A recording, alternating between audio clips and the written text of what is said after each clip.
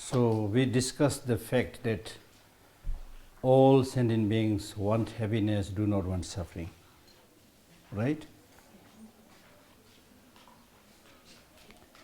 But the difference between human beings and other sentient beings is that human beings have this wonderful capacity to judge, analyze, discriminate, and examine things.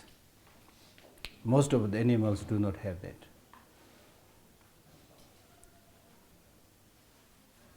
I also mentioned that intelligence that we have as a human being is very unique compared to many other animals. But this intelligence itself is just a given potential, neither positive nor negative. It is up to us whether we use it constructively or destructively. The fact that intelligence is important is recognized in our society. Therefore, there is a lot of emphasis on education. Everybody has to go to school, universities as much as possible, right? There is improving the intelligence. We call going to school, going to university, receiving education. But I really don't know what is the real meaning of education. Because most of us improve our literacy, not necessarily education.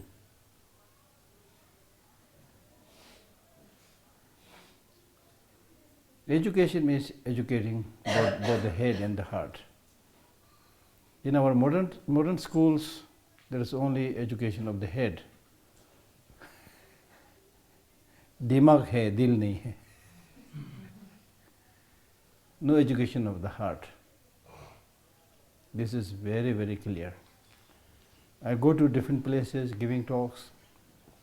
Several years back, I was invited to give a talk to a quite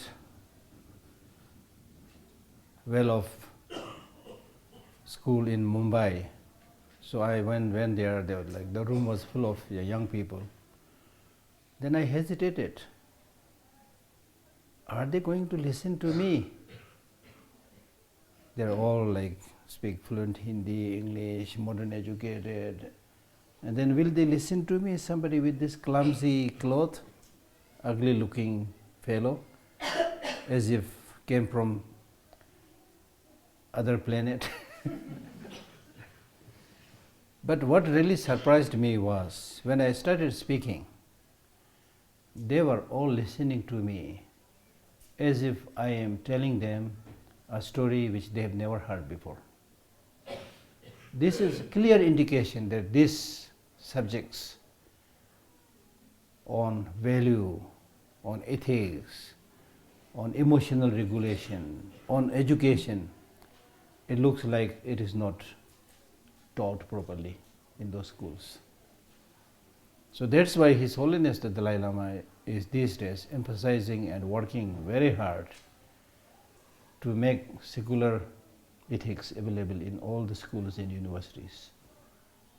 And we have we had participated in many programs in the past, and I'm one of the person where His Holiness asked me to look after that. So we have number of activities in the next few months also in different, like in Delhi, Mumbai and so forth. So what I'm really saying is, human beings have this great human intelligence, capacity to judge between what is right, what is wrong. But the heart is missing. सिर बहुत बड़ा है लेकिन दिल नहीं. You have a big head, and head, you see, human beings probably has one of the biggest brain. Biggest brain. And in fact, according to the scientific history, it says the brain is becoming bigger and bigger because we use it so much. The more you use it, the more it will become active or enlarged and so forth. And it's also very surprising that in the case of human children, babies, after the birth, it takes around 6 months just to lift their head. Other animals, immediately after birth, they start walking, you see. It's really surprising. Human beings, just to take the head is so difficult. And once they're able to lift their head, then start creating all problems. Sometimes it looks like that. Anyway, right? Then human beings have this another very unique feature of having the hands free. No other animals. They have to use all the 4 limbs.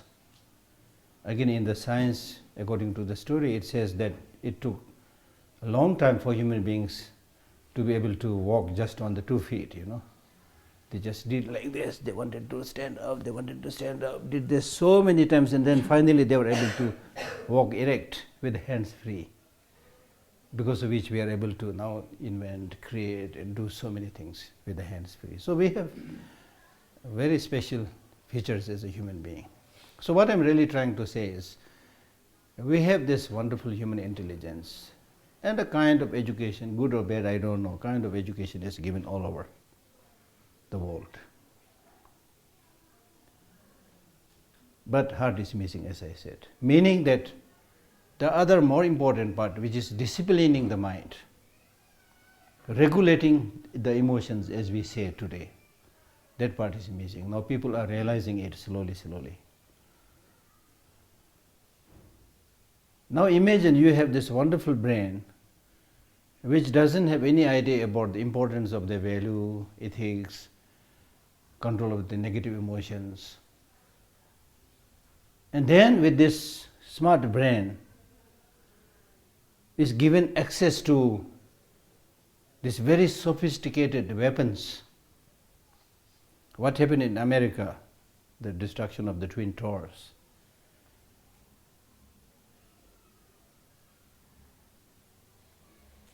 Ninth November, September. 11th September.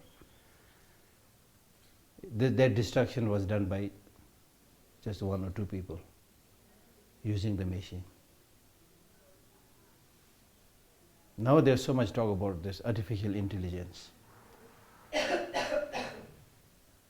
So unless we tame our mind, we have a sense of direction, meaning that unless we have this thinking of benefiting others as the core meaning of human life, if that is not there, and then if you are given with all these toys called weapons, we are already seeing North Korea is now threatening that there will be nuclear war and a lot of destruction. They are ready to do that, you see. And all the so-called big powers have that destructive nuclear weapon. Extremely dangerous and risky. So all this clearly shows that if you don't realize the meaning of our existence, then you can play with all these things. Life is just for having artificial fun and play. Nobody caring about each other. Imagine. So that's why the Buddhist practice becomes not only relevant, but also extremely important. So for all of us, especially the young Tibetans, it is important that when you study Buddhism, you should also study the works of other great people. What are they saying on the same topic? What is their view on the same topic?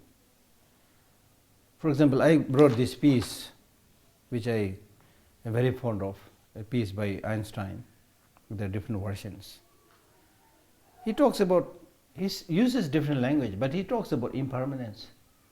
He talks about interdependent origination. He talks about having happiness through cooperation. He talks about the importance of leading a simple life. Einstein is somebody who has witnessed 2 world wars. Even after that, he was optimistic. He said, I still believe in the fundamental goodness of human beings. And he encouraged everybody to do that, you see. I read many of his books, but there are so many beautiful quotations by him. Like, for example, if probably I will not read the whole thing, it's really, really very attractive. If you are interested, I'll send it to you. He says, how strange, and the topic of this essay, which you can probably find it easily, the world as I see it. How strange is the lot of us mortals. Mortals means impermanent human beings. How strange is the lot, the fate of us, the impermanent human beings. Each of us is here for a brief sojourn. Each of us is here for a brief sojourn, impermanent. We are not going to live here forever. For what purpose are we here? He knows not. We don't know what is the purpose. Do we know why we are here? And this reminded me the saying of someone else who says, we do not know from where we came from. We do not know how long we are going to live here. We know that one day we will die. And after that death, where we will go, nobody knows. So you know nothing. So how can you remain so comfortable? You have no idea from where you came from. You have no idea from where you are going. So that's why the Buddhist teaching is saying, since you are going to go, make preparations. Since you are a human being, not a cow, not a dog, things like that, not a plant, therefore it is a clear indication that in the past you did something good. Because nothing comes without causes and conditions. So therefore, it is important to reflect, to explore. For what purpose he knows not. Though he sometimes thinks he senses it, sometimes he thinks, yes, I know it, but you don't really know. But without deeper reflection, one knows one thing. One knows one thing. That is, but without deeper reflection, one knows from daily life that one exists for other people. First of all, for those upon whose smiles and well-being our own happiness is wholly dependent, like your relatives, friends, and so forth. And then you are also dependent for those many which you don't know, unknown to us, to whose destinies we are bound by the ties of compassion, sympathy. Therefore he says, 100 times every day, Einstein says, 100 times, look at this, 100 times every day I remind myself that my inner and outer life are based on the labors, hard works of other people. Imagine, this is teaching. If you are somebody who has that idea, then you can't waste anything. Like how much food we waste. If you imagine not only that you paid money, if you take the examples of farmers, how much they have toiled in the heat of the sun, how much the laborers has with, breaking their bones, how much they have worked. When you realize this, then you will be very frugal. You will not waste anything. So thinkers like him, they know all this, you see. 100 times every day, 6 session Guru Yoga practice. We talk about 6 session, he says 100 times. 100 times every day I remind myself that my inner and outer life are based on the labors of other men, living and dead. And that I must exert myself in order to give in the same measure as I have received, and I am still receiving. Imagine. And then he says how he lived his life. I have never looked upon ease and happiness. So means I have never looked upon ease and happiness as ends in themselves. This critical basis I call the ideal of pigsty or pigsty. I don't know how to pronounce this. Where the pigs live. How do you pronounce this? Pigsty. Pigsty. Okay, pigsty. Ranchipur Devo de Kibotina Samladandi Phakpa Phakzang la Kibo Samana Hiredi, Cho Tigme Singe. And then what is his ideal? The ideals that have lighted my way, and time after time have given me new courage to face life cheerfully, have been kindness, beauty, and truth. Kindness. Without the sense of kinship, that means kindness, he is explaining kindness. Without the sense of kinship with men of like mind, without the occupation with the objective world, when you are unable to, beauty means when you are unable to, you should appreciate things around you. And without the occupation with the objective world, when you are unable to see them, as beautiful. And then the truth, which is not easy to achieve, the eternally unattainable in the field of art and scientific endeavors. If these things are not there, then life would seem empty to me. The tried objects of human efforts. The tried objects of human efforts, possession, outward success, luxury, have always seemed to me contemptible. Looks like he is a Buddhist. You see, these are not his main object. Possession, outward success, luxury. Once Einstein was to give a big talk. Then the time was approaching, and his wife looked for him, and then he was still working in his not very clean pajama. Then his wife said, "Einstein, it's your time it's your time now to go for the talk. You have still not changed your clothes." Einstein laughed and said, "I suppose people are coming to listen to me and not to look at my pajama." See, somebody who is really knows what is important, what is not important. So I don't want to read the whole thing. So you can read it if you like next time. So what I'm trying to say is, of late I have been collecting a lot of wisdoms from different people.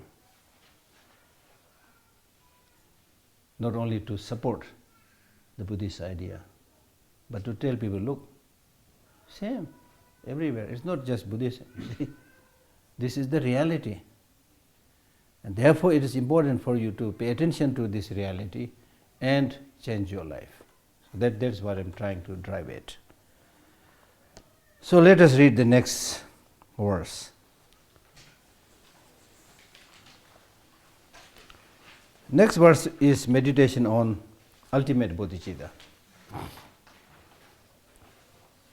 So you know the meaning of conventional bodhicitta or bodhicitta, as I've already explained.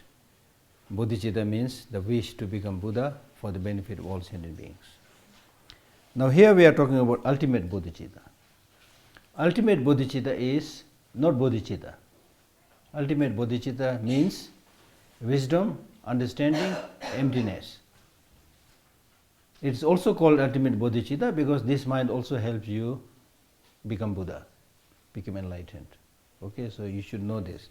Conventional bodhicitta is equal to bodhicitta. Ultimate bodhicitta is not bodhicitta. It's wisdom, understanding, emptiness. So this is what is explained in the next verse. So in this verse he says, the way things appear are just perceptions of the mind. The mind itself is from beginningless time free from fabrications. Understanding this and not mentally clinging to the subject and object traces is a bodhisattva practice. The way things appear, the way things appear means it may be a human being, it may be a book, it may be a house, whatever appears to your mind, these are just perceptions of your mind. Just perceptions of your mind does not mean they are not there. They are there, but they do not exist as you think. They exist but do not exist independently, inherently, objectively. The way things appear are just perceptions of the mind because they do not have inherent independent existence as you thought. Let us have fun in order to get some idea about this ultimate bodhicitta. Things exist, right? Things exist. You are existing, you are listening to me, I am existing, I am speaking. So things exist, table is here, everything. Things exist, right? Say yes, please. Yes. Why saying yes is so costly? So things exist. Yes. Exist, okay, confirmed. Things exist, but do not exist independently, inherently, objectively, intrinsically. Things exist, but do not exist independently. Clear? Why we need to make this distinction? Because ordinarily, whenever we perceive something existing, we tend to see that as exist, not only existing, but existing independently. For example, if you fancy something, if you like something, let us say a new car, Mercedes car or something, which you have been thinking that I should have one. Then because of your mental projection, as and when you think that this car, I want this car, and it's so beautiful, it has objective existence, as soon as you start thinking, trouble starts. First of all, to buy that Mercedes car, you don't have enough money, but you want that Mercedes car. So in order to have that, you have to work like a donkey. You collect a little bit money and then go to the shop and again start window shopping, Is it still there, Then you work like hard. I mean, this is one example. With everything we do like that. Then work. Then finally you pay the money, you have the Mercedes car. Now the Mercedes car looks even more beautiful. It's the same car that's in the shop. But because now you possess it, this is mine, so good, wonderful. But believe me, there is a honeymoon period. That does not last very long, because very soon you will see the truth. Right? So first few days I call it honeymoon period, whether it's marriage or car or whatever. Then you're over the board, right? So during this first few days, you don't want anybody even touch it. You cover it, you see, make sure that it doesn't gather dust and that nobody scratches it. And I once read a story in this connection. I have been sharing this many times. There's a story of somebody who bought such a car. And like anybody, he was very happy and doesn't want anybody to touch it. But he is a small girl child, small child. So this little girl, because of her innocence, she goes and then writes something. Then father, because he has so much fondness for their car, just pushes her hardly. And then the girl falls down and she dies. This is the story, but for me, very convincing story. So now, because the little girl died, of course he was shocked, what did I do, And then what the only thing he can do is to find out what this little girl has written on the car. And to his great dismay, he finds that the little girl has written there, "Papa, I love you." This is a story, but very touching. So because of this grasping, because of this ignorance, you can do great damage, not only to other people, but even to those who you love dearly. Because you are blind. As I told you earlier, all these negative emotions will make you blind. You see? But then, as I said, when the honeymoon period is over, then you see, actually the color is not the best. Because now you see in the shop another car, better color, or new model, or whatever, you see. Oh, I should not have bought this. I mean, this happens even when you go for a dinner. You order something, and then you thought it's okay. But when you see someone else has ordered something, oh, I should have ordered that one. The grass is always greener on the other side. This is because of not being able to understand the way things are, understand the reality. Right? So therefore, that is why he is saying, whatever appears are just perception, how you see things. They have only a conventional existence. They don't have inherent independent existence.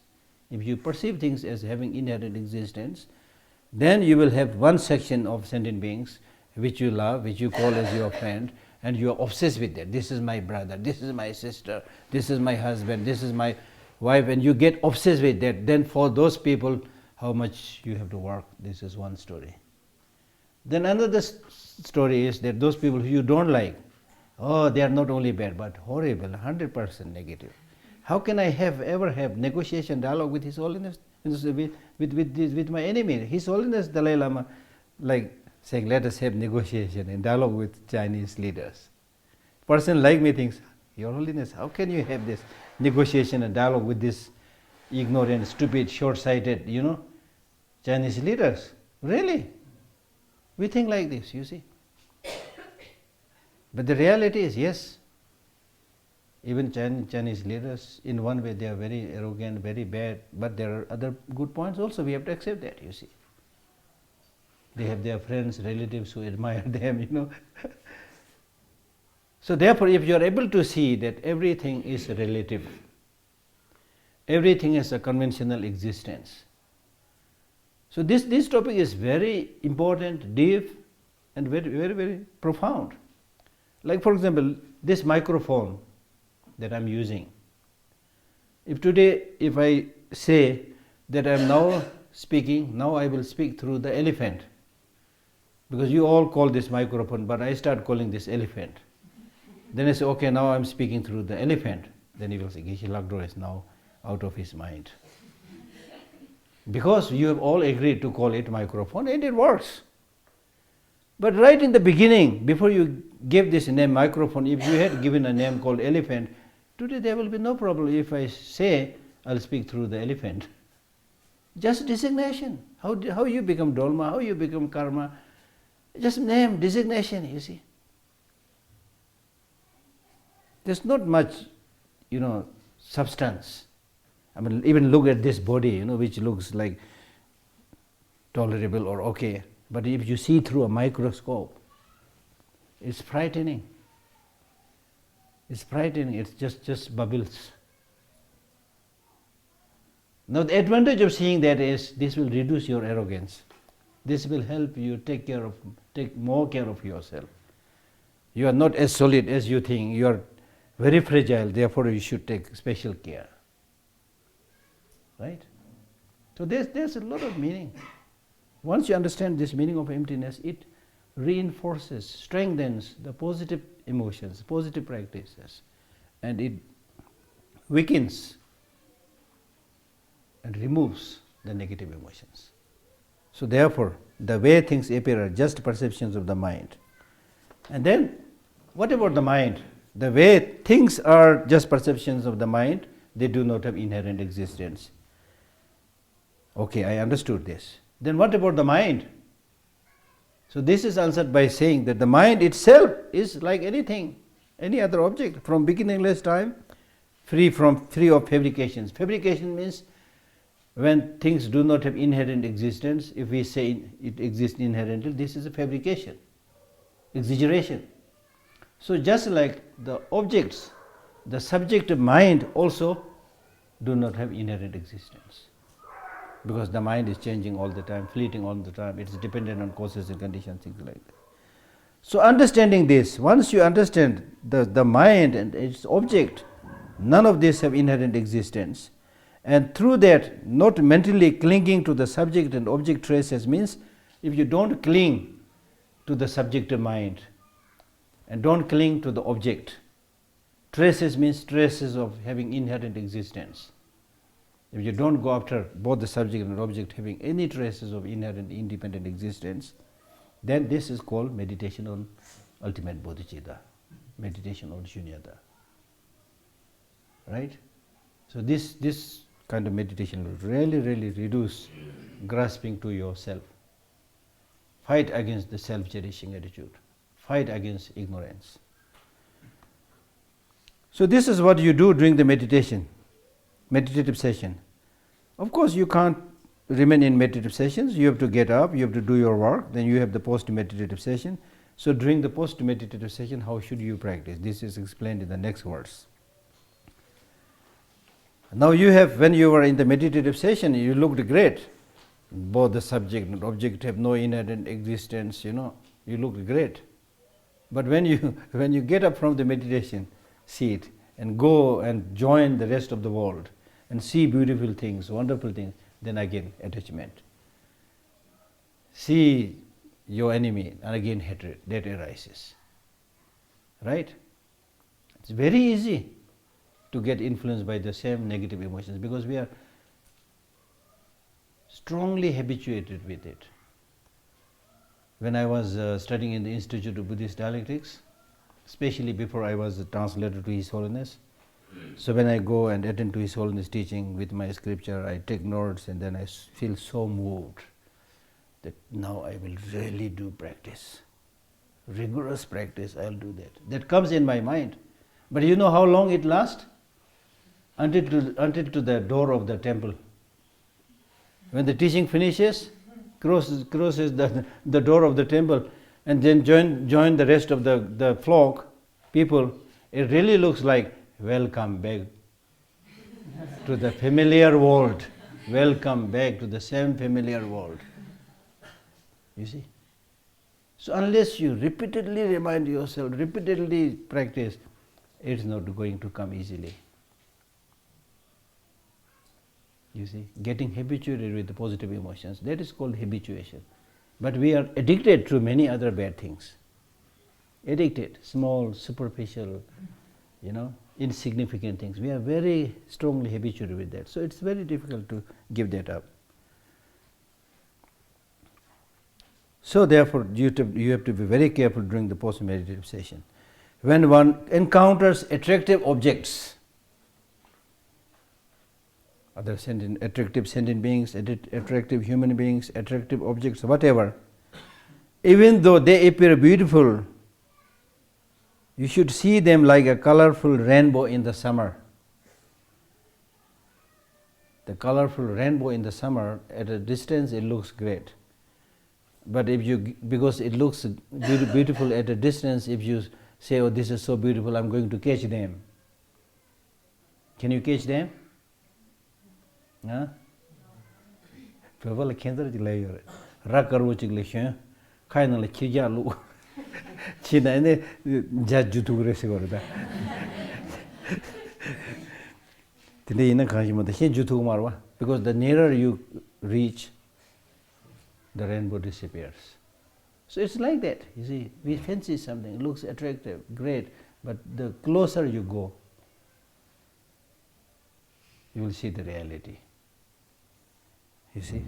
So there is not worth developing that attachment. Like a colorful rainbow in the summer, seeing them as not truly existing, and therefore abandon your attachment, is a bodhisattva practice. Similarly, when you encounter a repulsive object, next verse says, all kinds of sufferings, for example, sufferings you don't want, sufferings of any kind. So when you encounter those sufferings, normally either we get angry, or we get frustrated, or we get discouraged. So he is saying that don't do that. All kinds of sufferings are similar to the death of a child in a dream. When you are sleeping, you get a dream of giving birth to a child. And then you again get a dream that the child dies. You are still dreaming and you have a lot of suffering now in the dream. Oh, my child died. You even cry, You are experiencing that because you are not awake. You are dreaming. Therefore you are suffering. But when you wake up, thank God, it's just a dream. You see? So similarly, all the sufferings that we are experiencing in the ordinary world is because we are not awake. to enlightenment, to the truth, to the wisdom, understanding, emptiness. So therefore we are unnecessarily suffering because of attachment, obsession with things. Oh, this is object of my happiness. This is object of my permanent peace. And you get obsessed and stuck with that. And you forget bodhicitta, conventional bodhicitta, ultimate bodhicitta, reality you forget, and then you suffer. But when you wake up and become like Buddha or even the higher bodhisattvas, then many of these things you don't have to suffer, which are primarily your mental projections. Sanji chomdendela sang ye sigdwa sang ye sang sona ni sang resor. Hibuji nyen tabe ni sang sha sigdwa. De sang da nyomo ni lo de sang. Ni sang sa inza na milam dukja de tangi yomarta. Tanga do milam dukja tang de. Ni sang yomarwa. Nyomo ni sang yo. We are sleeping with ignorance, not awake. Therefore we are suffering. So much of the sufferings that we experience in our regular world is unnecessary suffering. They are our own creation. Much of the suffering is our own creation, our own projection. Like even if somebody is looking at me, for example, this is just a silly example. If somebody is looking at me, face not so nice, looking at me, and then reciting Tara mantra, Om Tare Tu Tare Tu, so on, but a little bit angry towards me kind of face. Because I'm not able to hear what she is reciting, I might think that, oh, he's saying something bad against me. Whereas he is reciting mantra. So you project things, you see.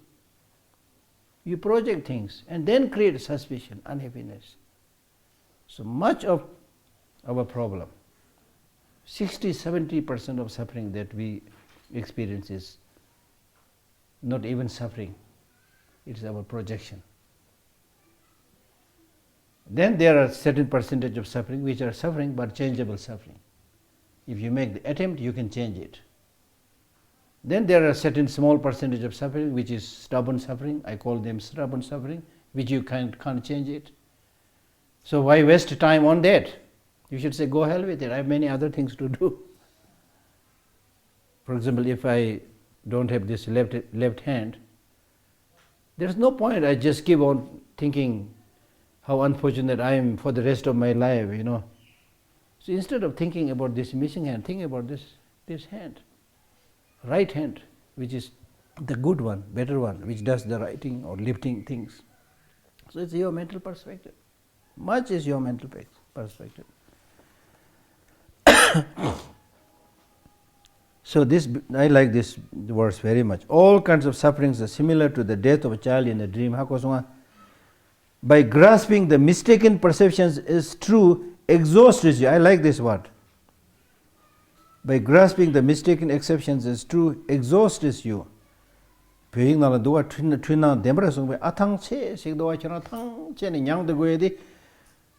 Tuba chigla tuba yimba hamagone de dembar sung de dugyong re sing ndo tong to di ye sik de koy no te chana samlo tang tang no re dugyong re chana thang che jung ne sing ndo ko to di sik na wo hi to di dungen na so melam phushi da tuna dembar sung me roba tuba ngone mayin ba chigla ngone sung ne ene so thang che jung re ta thang che do depression, loneliness ta ka je go do so so re se go re. By grasping the mistaken perception as true, exhausts you. You have created this exhaustion by yourself because you are unable to see the truth as true. Instead, you misconceived it. It is the misconception of reality which brings suffering, which makes you tired. Hence, when you encounter unfavorable conditions, misfortunes, troubles, when you encounter those things, seeing them as misperceptions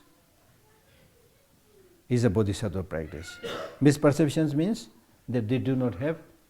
This means if you encounter unfavorable conditions, if you see these unfavorable conditions as having inherent independent existence, that's misperception. Kenswa. Chitang mitin bekenda Yorwa the misperception marwa. Unfavorable conditions are there. So seeing unfavorable conditions as unfavorable conditions, that is not misperception. So what he is saying is that when you encounter unfavorable conditions, if you see them, see these unfavorable conditions as unchanging, inherent exist, that is misperception. If that is true, then you are doomed to death. There is nothing you can do. So what he is saying is, yes, you have encountered unfavorable conditions, but they do not have inherent independent existence, meaning you can change it. You can change it. Number one, it is your perception, how you see it. And also you can change it. They do not have inherent independent existence. So that is the meaning of seeing them as misperceptions. That's a Bodhisattva practice. Next verse says, those desiring enlightenment have to give up even their bodies. Hence, what need is there to talk about material wealth? So engaging in... So now we have basically spoken about two things, cultivation of bodhicitta. Now when we talk about cultivation of bodhicitta, there are two kinds. Aspirational cultivation of aspirational bodhicitta and engaging bodhicitta. Aspirational bodhicitta means how nice if I become Buddha for the benefit of all sentient beings. This is good, wonderful, but still you are not practicing, you are not doing anything. So next step is not only saying how nice if I become Buddha for the benefit of all sentient beings, next you have to cultivate engaging bodhicitta. That means I will not only aspire bodhicitta, but I will practice myself. I will practice the six perfections. For example, in Shantideva's Bodhicharya Avatara, the differences between these two, the aspirational bodhicitta and engaging bodhicitta, has been compared to the wish to go and the actual going. You wish to go to McLeodganj to buy something. Oh, I have to go to McLeodganj. This may be good, but if you don't go, you will never reach there just by thinking, I'll go to McLeodganj. You will not be there. So engaging bodhicitta means you need to practice. So therefore, from henceforth he speaks about the practice of the six perfections. So first he talks about practice of generosity. Those desiring enlightenment have to give up even their bodies. Hence, what need is there to talk about material wealth? So engaging in generosity without expecting any reward or return is a practice of Bodhisattva. I have explained this earlier. When you give something to others, you give it because it's important, it's beneficial. Not with expectation that one day I'll get something back. Oh, I should give this to this young man because he's very soon going to America, so he might earn some dollar and send it to me. Not this kind of expectation. Just give it. Because this is a great opportunity for you to collect merit. Therefore, many teachers, they say, I will not talk much about the benefit of giving, but I will talk about the disadvantage of holding. Hold on to, Our greedy mind needs everything. You it will take only few minutes to go back to your home and see what you have collected over the years. How many pairs of shoes you have collected, how many pairs of pants you have collected. Oh my God. I'm including myself, not saying that it's only you, And then many of these things that we have collected, like rats collecting things, unfortunately we have not even used it for the last many years. It's because of greediness that you keep on thinking that one day I will need it, one day I will need it, and you are not able to part it. You see? So it's important to start practicing a little bit. There are many who are in need of those things which you are not using. You see? Start practicing, because on the day when you die, then everything will be taken by others. That's not called giving. That's not called giving. They'll take it away because you can't use it, you see. And then also it's a reality that the more you have, the more it's inviting thieves, the more it is inviting robbers, the more it is inviting discord, fighting. Sometimes, relatives fight over the wealth left by somebody died, you see. And then also when you want to travel to some area, it's very difficult. Oh, how can I carry all this? So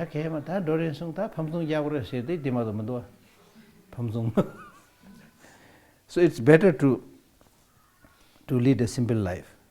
And that is also another point that Einstein mentions in his text somewhere.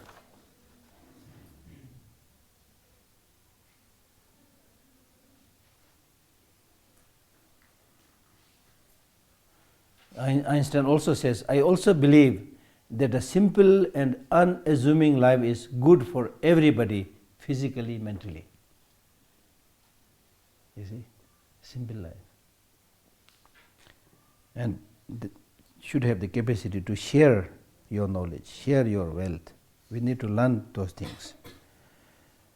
So those desiring, so I'm not going to elaborate on this.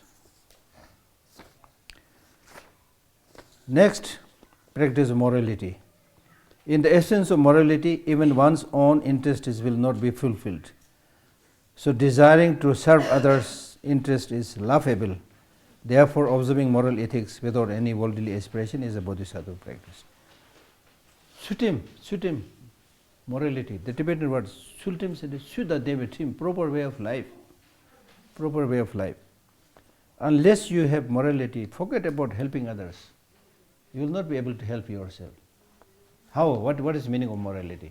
Morality means doing those things which is good for you, good for others. Morality, basically in Buddhism, morality means three things. One, restraining negative actions. Two, cultivating positive activities. Three, helping other sentient beings. So these three topics covers the whole concept of morality in Buddhism. I mean, it's amazing. So morality is not equal to discipline that is imposed upon you. Morality has, in Buddhism, has no connotation that you need to live a particular way of life because the Buddha said so, your teacher said so, not because of that. You must observe morality because it is good for you.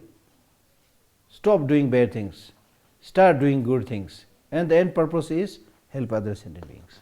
That's morality. And the Sanskrit word for morality is shil. Shil, which comes from shitalta. Shil, Hindi, shitalta, shital sikjova. Shil means cool. Meaning that when you don't harm others, help others, your mind will always be cool. When your mind is cool, then you can cultivate all positive qualities like meditation, wisdom, and so forth.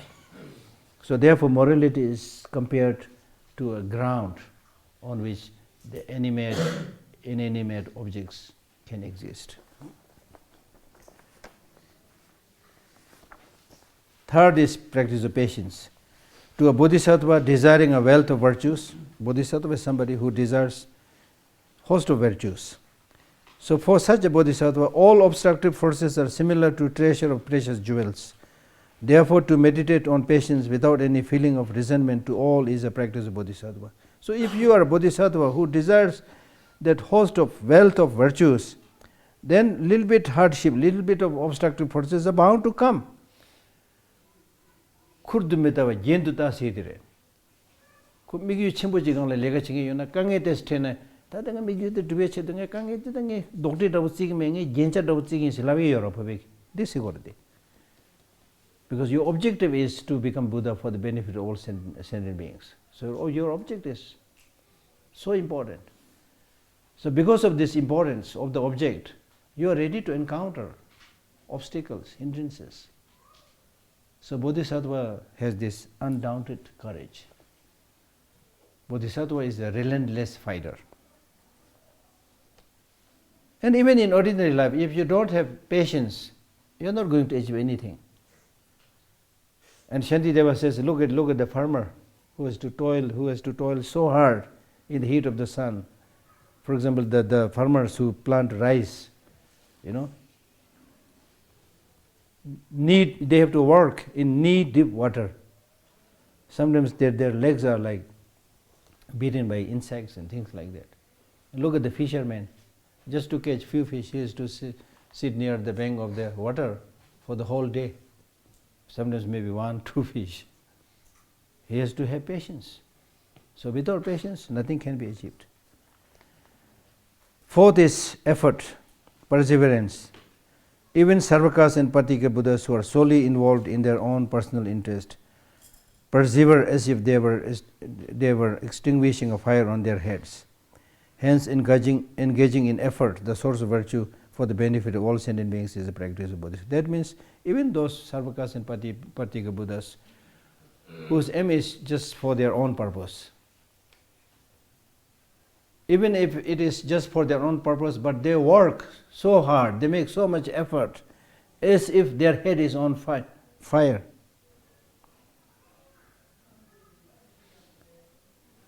As if they were extinguishing a fire on their head. Meaning that if suddenly my head catches fire while I am teaching, if my head will not catch fire because there is no hair, but in case my head catches fire while I am teaching, and if you point, Geshe, your head is on fire, I'll say, okay, wait, I'll extinguish this later. First let me teach. I'll never say that. I'll immediately. So therefore, when it comes to doing this spiritual practices, don't postpone. You have to do it as soon as possible.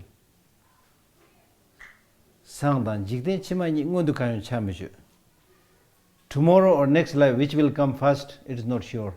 Tomorrow or next life, which will come first, not sure. So therefore, make more effort for future life than for tomorrow.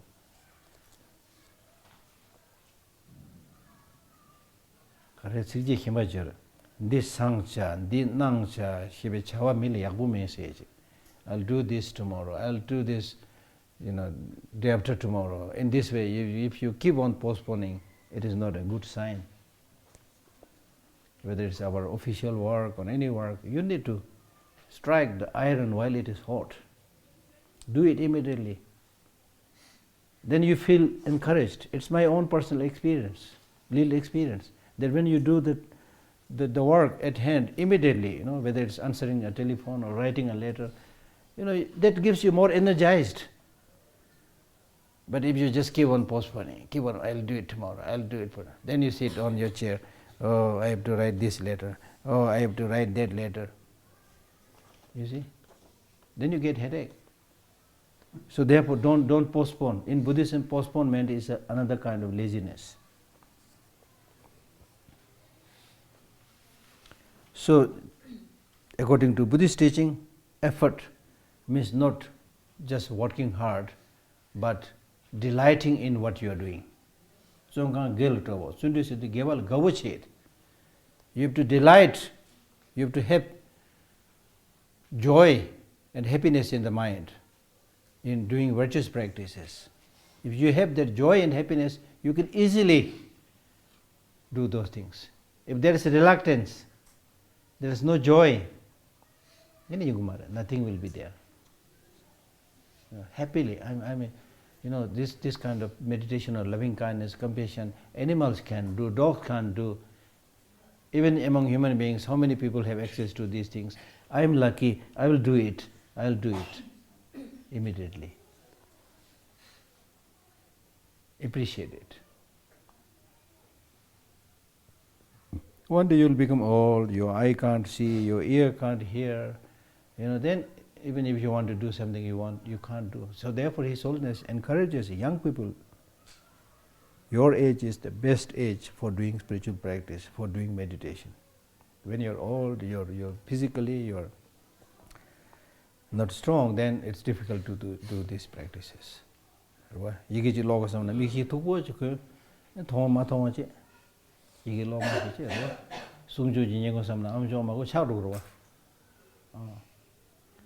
right now is the time. Next is meditation on concentration. By understanding that afflictive emotions can be destroyed by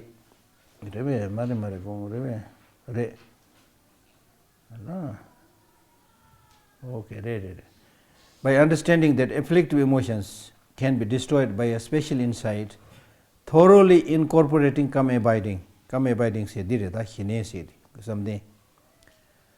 Special insights and wisdom. Wisdom is important, but afflictive emotions can be destroyed by wisdom that is supported by one-pointed meditation. Come abiding means one-pointed meditation. And meditating on mental stability which transcends the four formless states is a bodhisattva practice. So the target of your practice, the purpose of your practice is not only to experience some samsaric pleasure or transcend the four formless certain types of meditative states, but to get rid of negative emotions from the root and to cultivate bodhicitta and wisdom, understanding emptiness. The next is wisdom. In the absence of the perfection. Now with regard to this one-pointed meditation, which is the subject of this verse, why one-pointed meditation is important? One-pointed meditation means concentration. Without concentration, you are not going to achieve anything. Worldly practices or beyond worldly practice, religious practices or worldly practice, you are not going to achieve anything. So concentration is like a laser beam. When the rays of the laser beam are scattered, it doesn't have the power to cut through the steel. But when the rays of the laser beams are concentrated, focused, it can cut through steel.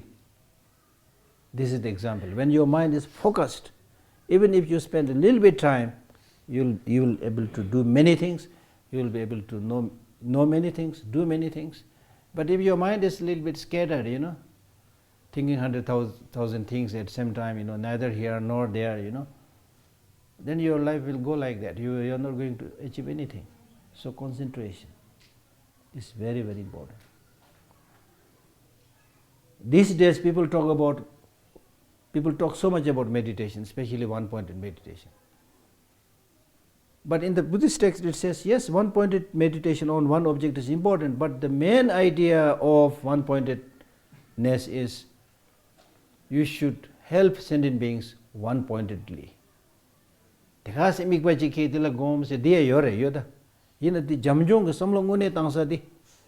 심지에 된다 책을 릭버 디브니 책으로 했어. 단 인정도 와대. 최다 약부 제에 되는데 릭버 디브니 책으로 했어. 거와 문에 디레. 때는 등사 망고 책이 되려기면 와. 되게 미바지 샤딜라네 마요. 디어 요데 요래. 얘네들 잠종데 디 말해. 아니 그 밖에 메도 샤디 짱짱 삼데네 히라히라 페면도 와. 디 탑람 책으로 와. 잠종데 디레. 타드 렙사디 야가 제일 릭버 디브니 밀펜도 제일 릭버 디브니. So the real background idea for one-pointed concentration is not just choose one object and let your mind stay there, but the background idea is so that gradually you are able to concentrate in helping others, so that you are able to concentrate in cultivating all the virtuous practices. That is the idea. Otherwise there is not much fun, sitting there as if you are stupefied, as somebody has beaten a stick on your head, just sitting there. It's not much purpose, really. So it's important. One-pointed meditation alone, without wisdom. There's a story of one a non-Buddhist meditator by the name Udrak, Lakju sage Chungdwa. It's a very famous one-pointed meditator. And he can stay one-pointed in that state of one-pointed meditation for I don't know how long. Many days, probably months, according to the story.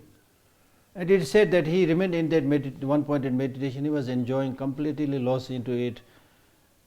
And then his hairs grew so long and it touched the ground. And there were a number of rats in his cave. So the rats, bitten off the ends of his hair, still oblivious. And when he rose from his meditation and saw that the end of his hair has been bitten off by the rats, he got mad. He got angry. So that is to show that unless you have that wisdom, understanding emptiness as an antidote to ignorance, antidote to afflictive emotions. Just one point in meditation is not the solution. That is the example. That's the example. And then some final suggestions. Unless you examine your own mistakes, that means you should always watch your mind. Always find your faults, mistakes. Because if you don't examine yourself, your mistakes, then in the guise of a religious person, you might engage in irreligious acts. Meaning that if you don't examine yourself, you are so addicted in so many bad things that unless you judge yourself, you may not know that you are making a mistake. And this is very possible, especially in the case of people with name and fame. When people are listening to them, they think, oh, I can do everything I like. You see, you are very good in teaching others, but you never examine yourself. You see. So unless you examine your own mistakes, in the guise of a religious person, you may look like a religious person, but you might engage in irreligious act. Therefore, to constantly examine your own mistakes and to abandon them, so therefore constantly judging your own mistakes and then removing them is a bodhisattva practice. Then because here we are talking about bodhisattva practices, therefore he is saying, verse number 33, due to afflictive emotions, if you highlight the faults of other bodhisattvas, you yourself will degenerate. You see, because if you are somebody who is committed to cultivating bodhicitta, then it's important to watch your mouth. Okay, watch your mouth and don't blame people, religious teachers or others, because of your liking and disliking. If you just make nasty comments, and even ordinary people.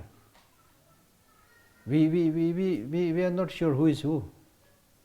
Somebody looks like poor, uneducated, shabby, but maybe bodhisattva. We cannot know who is who, really. So therefore it's always important to try not to say bad things about other people.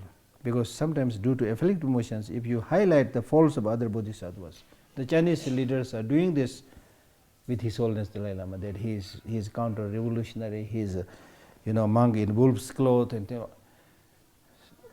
things like that, you see. So collecting a lot of negative deeds. Because if you do that, you yourself will degenerate. Therefore, not to talk about the faults of person who has entered the Mahayana path is a bodhisattva practice. The kyun ji yun kyun labda kheba laviyero. Pe magachine laviyero tinde. Ani go masun de lavna pe dukjarwa. Cho den chin lavga do things among bushuji. Then if you are a practitioner of this path, then again, like now this probably is addressed to the monks, and the monks sometimes have their benefactors, sponsors. So he is saying, due to material possessions and fame, there will be disagreement. Because we all want possessions, we all want fame, but if you really understand, then possessions and fame, they are the source of many disagreements and fights. So therefore, if you are too much attached to the benefactor or your friends and so forth, because of your attachment to possessions and fame, and then your acts of listening, contemplation and meditation will decline. As a practitioner, you need to listen, you need to think, and then you need to meditate. But if you become too obsessed with the name and fame and possession, then you will have no time for these things. You will always be running up, running down and things like that.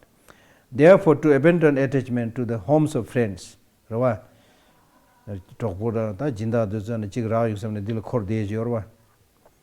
Tangazu Yore, Jinda do Sidipet, Chiega Dogache, Chara Chiega Dogache, Gumara Chiega Dogache. That's Hiyorita. That in the Chimachina, Jinda Ragamudo Karcho. Nang Moshim Mambu lost in the Chimachinchi. It's a bodhisattva practice. Right? It's just by chance become a bodhisattva practice. Then watch your mouth.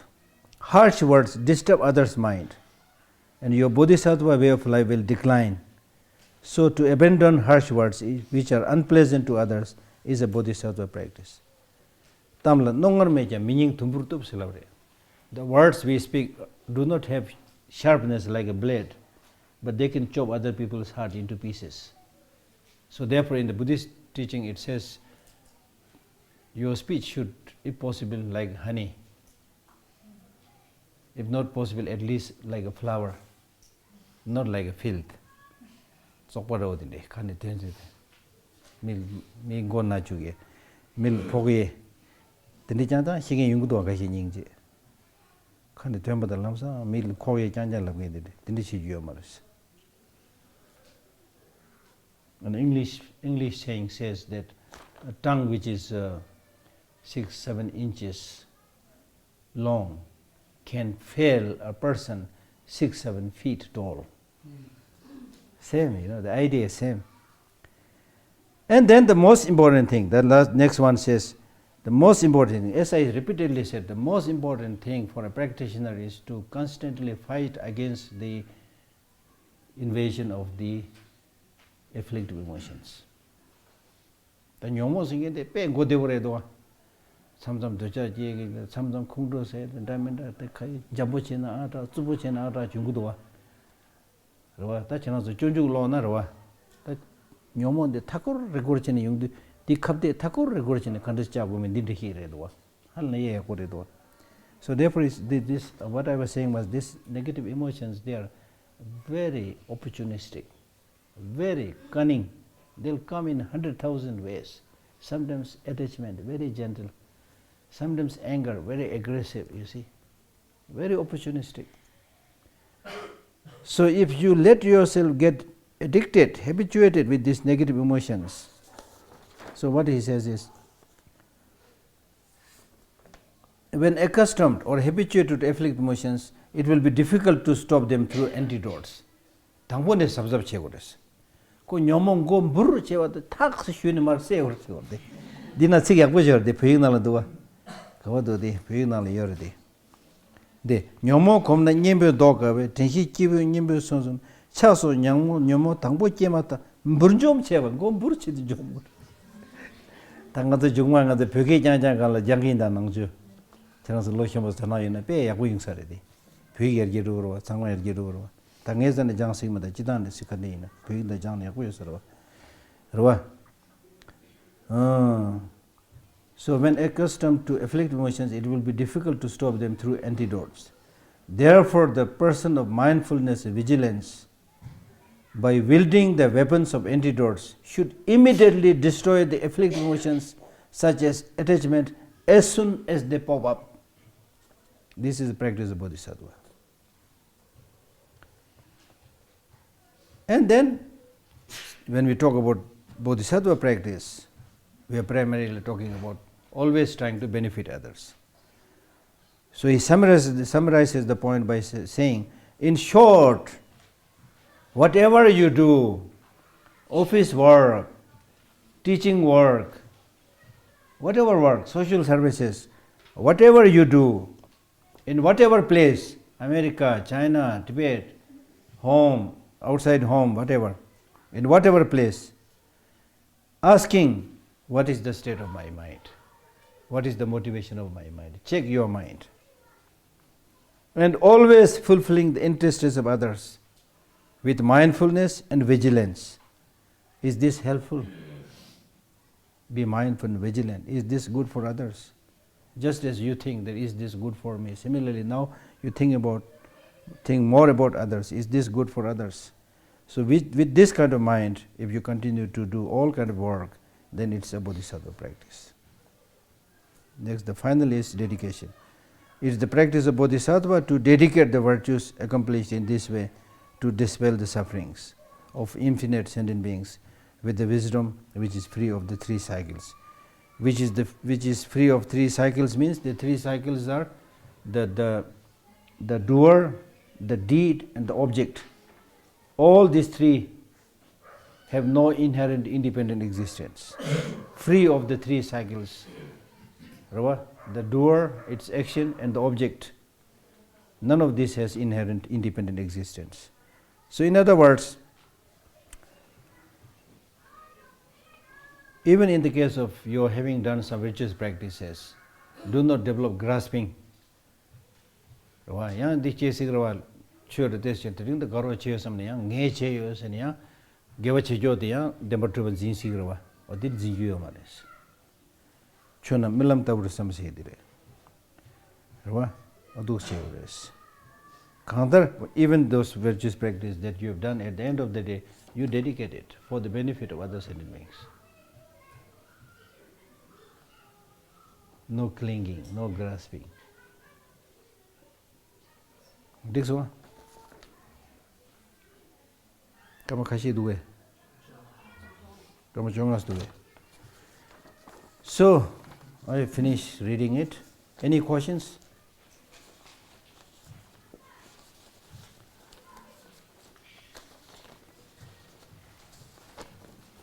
So, in short, you understood the meaning of bodhicitta, a wish to become Buddha for the benefit of all sentient beings.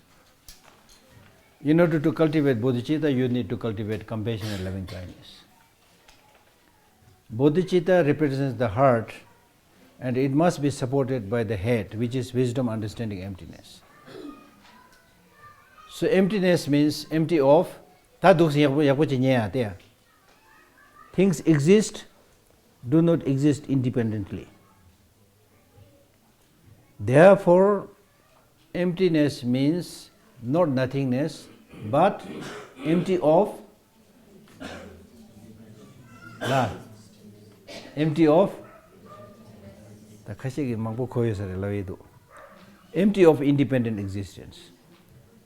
So what we are saying is, when we say things exist, which we all agreed, things exist. When things exist, there are only two ways of existence, only two possibilities. One existing dependently, two existing independently. So which one you think is true?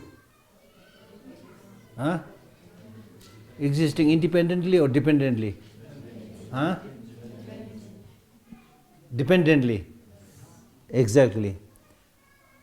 Now dependent existence, independent existence, they are mutually exclusive. Like two sworn enemies. There cannot be a third possibility. Yana deing gore, yana deing gore. Tinyimato dosa sumba hiva dine yomare. It has to be one of them. So now you said things exist dependently. Therefore, there is no independent existence. Mudua. So this non-existence of independent existence is called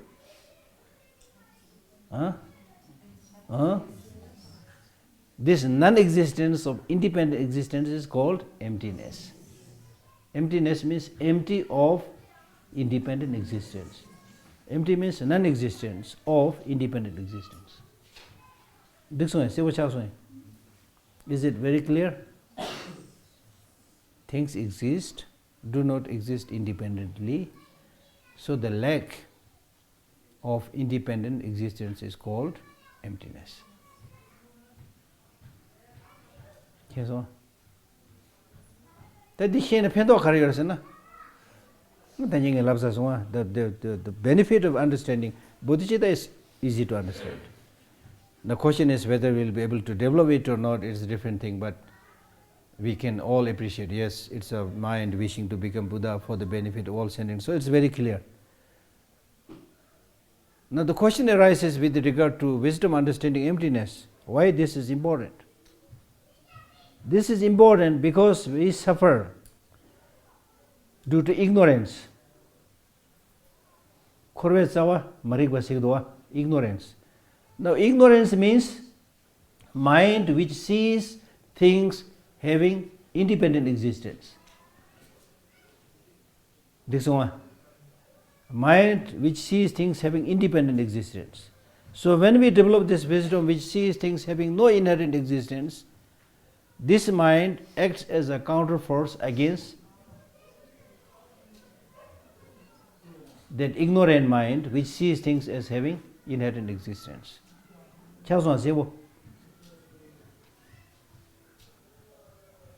So once we are able to see things having no independent existence, and when we are able to see things are interconnected, interrelated, then we are able to appreciate the cause-effect relationship.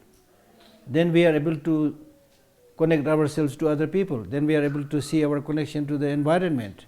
We are able to see our responsibility. Because we are, these days in the internet age we use the word interface, internet, network. Net. The Buddhist concept is taught in the internet age. Internet, interface, wave, network. And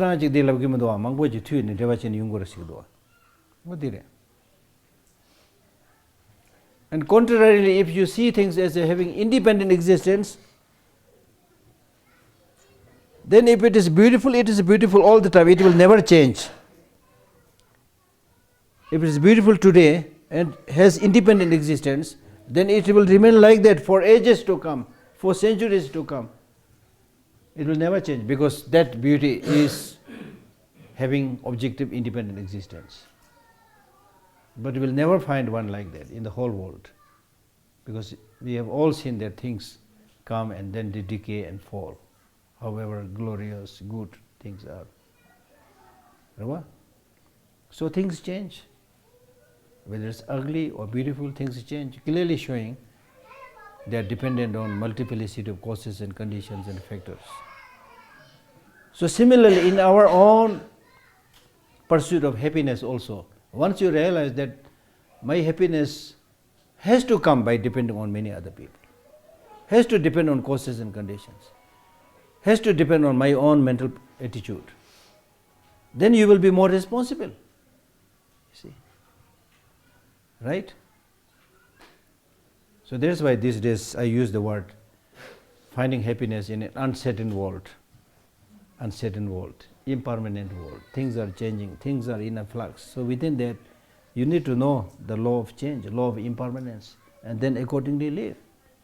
Now once you understand the law of impermanence, for example, a very vivid example that I can give is, once you understand the law of impermanence, then you should be able to understand that we are all going to die.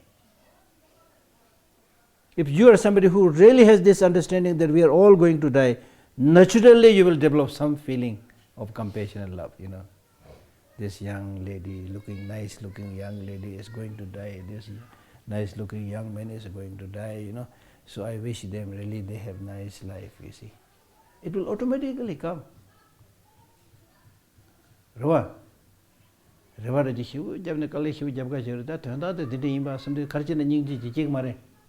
There's the Takwachir Simba. Kakurada. In a Samlocha town, the Ning the Jigrata Yingji. Samara Jungurata. Yungmare. Yungsarava. Nenam Kipe de Higio. Midden Kuma Zabjin Missum, Najin criminal, that Missum de Juni Chayuna. The Konduchuasela say Nasoto Daina. The Chuzukashi to Demdoa. Chuzu Kashi Madonyam to Deme with the couple of Missum de Pintuchi, Shuretan, Zinjera Candido. Not to pay the Simchunga Gen, the Mijuta in Yagayore. Ding it in the Candinas. Chuzu Sumishin Higre, Tanda Chichil, Tuzutan, Jagre Japchi to some girl. The Hakudang. Not to mean nothing from the Chikwarese. Go to Chuzu Sumkijan, not to Kaseor, not to Lokashi Teva Day. That consummation on the Jagre to the Chodu. That a kind of classic example that I give is, if let us say there are 3 criminals here who are caught and who are to be killed, executed tonight, say at 10 p.m. Then within this given time, how should they live? Bullying each other, exploiting each other, try to kill each other? If they do this, then those of us who are witnessing that might be shocked to death. How come these 3 criminals, they are going to die in the next 3 hours, 3-4 hours, but still they are so mean, so negative. Their heart must be made of stone or iron or diamond, And then the Buddhist teaching says, we are not so different from these 3 criminals. They are going to be killed after 3-4 hours, we are going to be killed after Sometimes I jokingly say, even if I give you a big discount, we'll all be killed after big discount, right? So we'll all be gone after 90 years, after giving a big discount.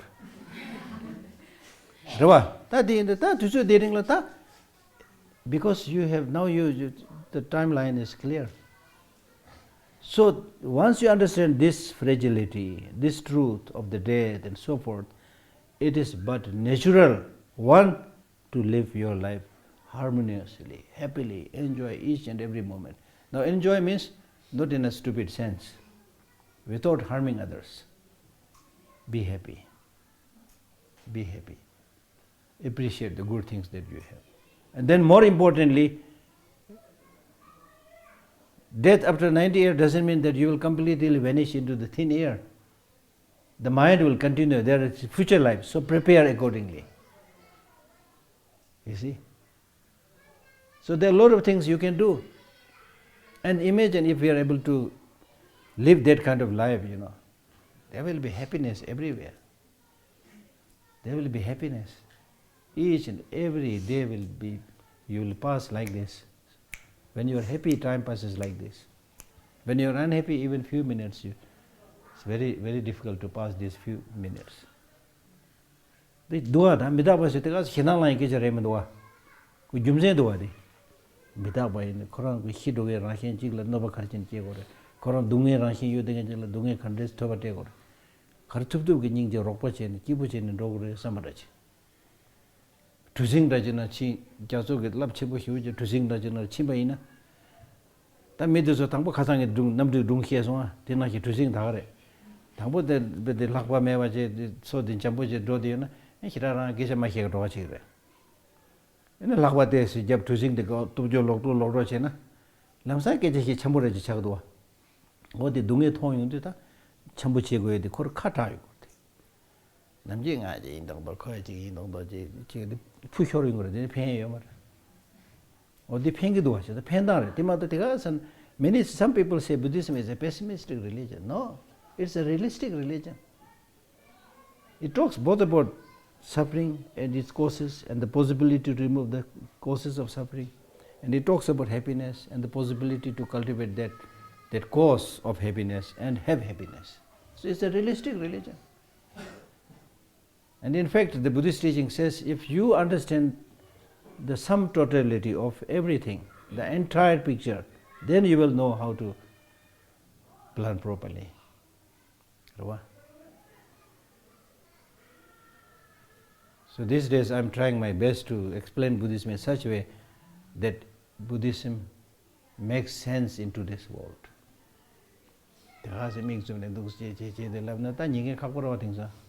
Nyinge yone shos madu watini miksum ne chang chede kharje kharre labdu khanga me wache rwa susul phendo yo da hakone diji tenji diji gu yo ne ngzu lab sare da tha che sare signature jab sare ta tenji diji gu yo na gu yo se de ne yungu marwa ngana ngzu pepe thanda ina phabal chi gu yo se lam Gugu silab samadu de den lega sugama jan yungu marwa lega chego kale chego odina hire do rwa tang do nyae mang che ki diji duwe ke thablam thama go che and tanda me nyang do nge thajila we are suffering unnecessarily. With little bit of awakening, little bit of knowledge, there will be huge transformation, huge happiness in one's life. And we have this stupid tendency to just keep on complaining. I don't have this, I don't have that, the grass is greener on the other side. Never contented, Always saying more, or jagar gilag do, or lao,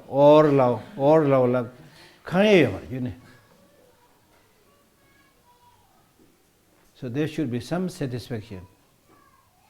Enough is enough.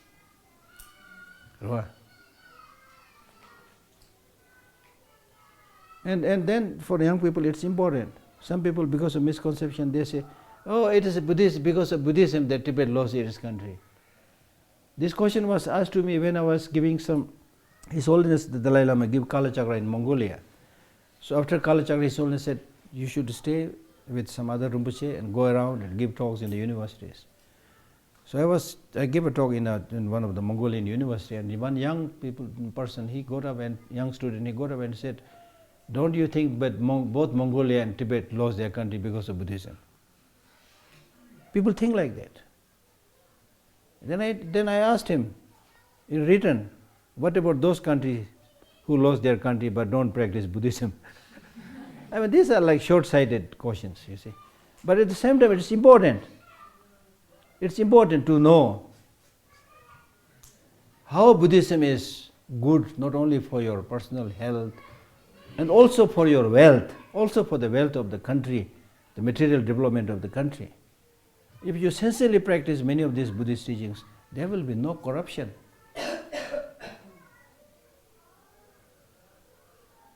You see? There will be more taking care of the need of poor people. There will be more sense of responsibility and dedication. And I believe that Central Tibet administration, despite our, shortcomings of facilities and things like that as refuge, but because of His Holiness guidance, because of Buddhism, comparatively very successful. Because of that, imagine if the people who are working here are corrupt. The whole administration go down the hill in few days. Lungpa chenpo tu soya pe lamsa sakru da, corruption da, kongen da, kyak tuyin chan da, chapsi pa tu so te da, da nganzo chimzang da, kawaii na te da. Manduwa. Duso sangma, te nangzo tarwa tamje chenpa chikko sego marda. Chamdu yungye da sangma, xewo pengero wa penda. Chanda chadang hago na yago yor. Tengsa chiji da samlo yungye dende ke nangzo le ing xiu, ene konzo ke pede chizo ke yarje da kawaii na nangzo pengyo yo wa dende te mangu tido wa. Dende lo na samsam. Right? Thank you. Good night.